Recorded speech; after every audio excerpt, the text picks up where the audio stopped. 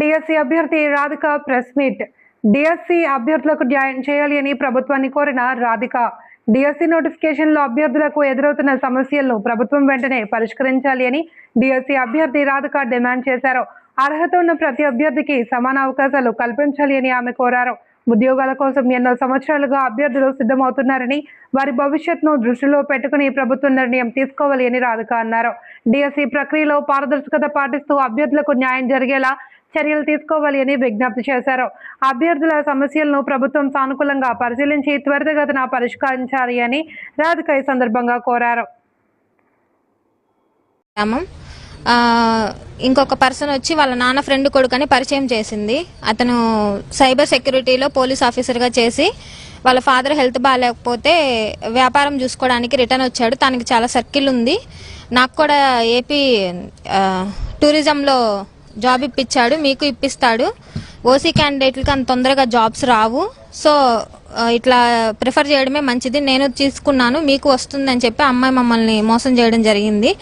చాలా తెలివిగా ఆ అమ్మాయి వాళ్ళ నాన్న ఫ్రెండ్ కొడుకు అని చెప్పి వాళ్ళ నాన్న ఫ్రెండ్ కొడుకు అకౌంట్లో డబ్బులు వేయించింది.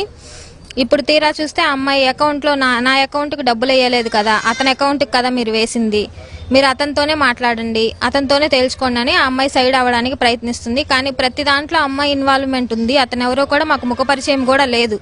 అతనిది విజయవాడ కానూరు, అడపా భానుప్రకాష్ అతని పేరు. అతనికి వ్యాపారాలు ఉన్నాయి.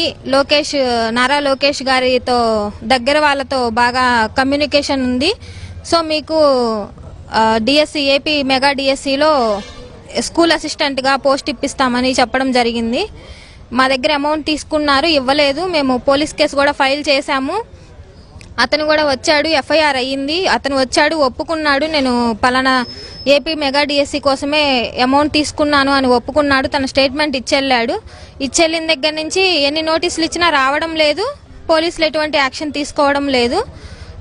కంప్లీట్గా మేడికొండ నాగజ్యోతి అనే అమ్మాయి అయితే అసలు ఈ స్టేట్లోనే లేదని చెప్పేసి అదొక రీజన్ చెప్పి ఏం చేయాలని రివర్స్లో మమ్మల్ని క్వశ్చన్ చేస్తున్నారు పోలీస్ వాళ్ళు.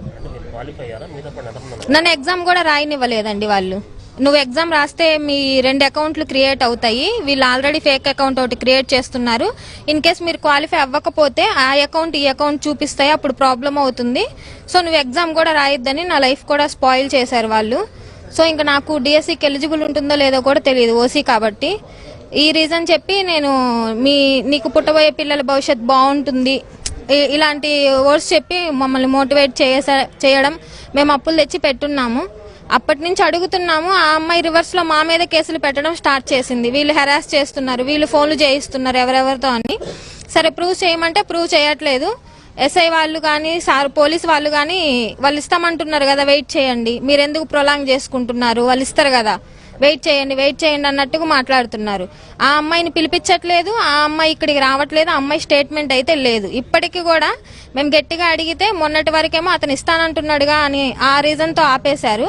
ఇప్పుడేమో ఆ A1 అనే మేడికొండ నాగజ్యోతి అనే అమ్మాయి అసలు ఈ స్టేట్లోనే లేదు, ఆ అమ్మాయి రావాలి.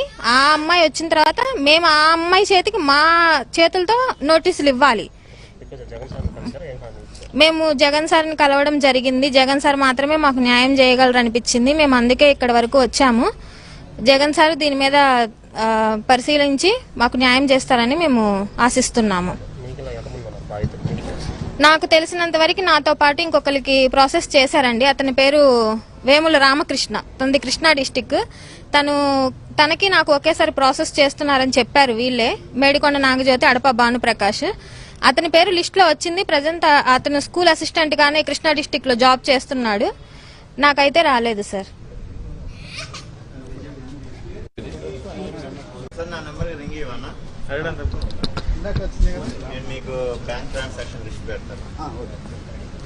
మీకు కావాలంటే కూడా సెండ్ చేస్తాం. అంటే మా వల్ల మాలాగా ఇంకెవరు మోసపోకూడదని మేము ప్రజెంట్ మీడియాకి రావడం జరిగింది. ఇలా మా వల్ల నేను ఒక దాన్ని అనిపించింది నాకు. అంటే బయటికి రాని వాళ్ళు ఇంకెంతమంది ఉన్నారో నాకు తెలియదు. నేను ఇప్పుడు డేర్ చేసి రావడం నేను చాలా భయపడ్డాను. సో ఇప్పటికన్నా డేర్ చేయకపోతే అలాంటి వాళ్ళు ఇంకెంతో మంది వీళ్ళ చేతులు